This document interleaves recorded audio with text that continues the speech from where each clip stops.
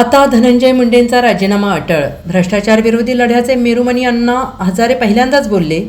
बीडच्या मस्साजोग गावचे सरपंच संतोष देशमुख आणि कृषी खात्यातील कथित घोटाळ्यामुळे वादाच्या भोवऱ्यात सापडलेले राज्याचे अन्न व नागरी पुरवठा असलेले मंत्री धनंजय मुंडे यांच्या मंत्रिपदाच्या राजीनाम्याच्या मागणीने सध्या जोर धरलाय. सामाजिक कार्यकर्त्या अंजली दमानी आणि भाजप आमदार सुरेश धस यांनी धनंजय मुंडे यांच्या विरोधात गंभीर आरोपांची राळ उडवून दिलेली आहे. मात्र मुख्यमंत्री देवेंद्र फडणवीस आणि राष्ट्रवादी काँग्रेसचे सर्वेसर्वा अजित पवार यांनी धनंजय मुंडे यांना अभय दिलं आहे. राजीनाम्याचा निर्णय धनंजय मुंडे यांनीच घ्यावा असं सांगत अजित पवार आणि देवेंद्र फडणवीस या प्रकरणापासून नामानिराळे झालेत.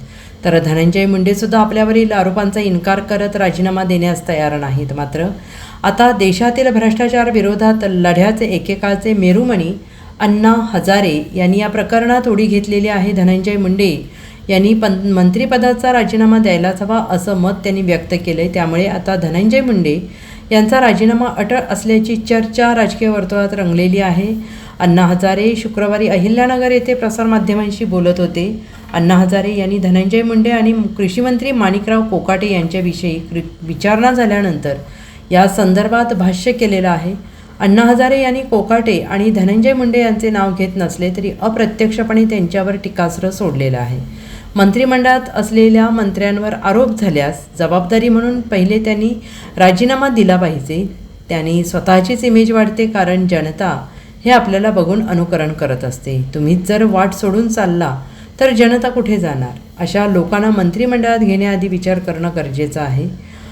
मंत्र्यांचे आचार विचार शुद्ध असले पाहिजे. सुरुवातीला हे चुकलं की नंतर अशा घटना घडत राहतात. त्यामुळे राज्याचे, समाजाचे, देशाचे नुकसान होते. याचा विचार करणं गरजेचं असल्याची प्रतिक्रिया अण्णा हजारे यांनी दिलेली आहे. मंत्रिमंडळात राहून ज्यावेळेला आरोप होतात, एक क्षण सुद्धा पदावर राहणं दोष आहे. लगेच राजीनामा देऊन मोकळे झाले पाहिजे. चुकला ना, चूक झाली ना, लोक पाहतात ना. आता मला सत्य राहण्याची काही गरज नाही आणि मी राहू शकत नाही. म्हणून आपली जबाबदारी, आपलं कर्तव्य असं समजून पहिला राजीनामा देऊन मोकळा झाला पाहिजे. त्याला इमेज वाढेल. अरे मी बोलतो म्हणजे हवेत बोलत नाही. माझं वय झालं 90 वर्ष. 90 वर्षाच्या वयात एवढा सुद्धा दाग नाही जीवनात. असं जीवन जगलं पाहिजे. म्हणून जनतेने अनुकरण करावं असं आपलं वर्तन असलं पाहिजे मंत्रिमंडळातल्या लोकांचं.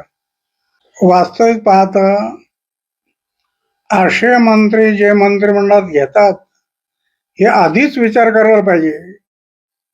कोण घ्यायला पाहिजे, कोण नाही घ्यायला पाहिजे. समाजाचे मुख्य म्हणून पुढे जाणारे लोक आहेत ना, ते नेहमी आचार शुद्ध, विचार शुद्ध असले पाहिजे. हे सुरुवातीला हे चुकतं आणि चुकल्यामुळं मग अशा घटना घडतात. त्याच्यामुळं आमच्या राज्याचं नुकसान होतं, देशाचं नुकसान होतं, समाजाचं नुकसान होतं. याचा विचार करणं गरजेचं आहे. Bureau report SBN Marathi, Ahilyanagar.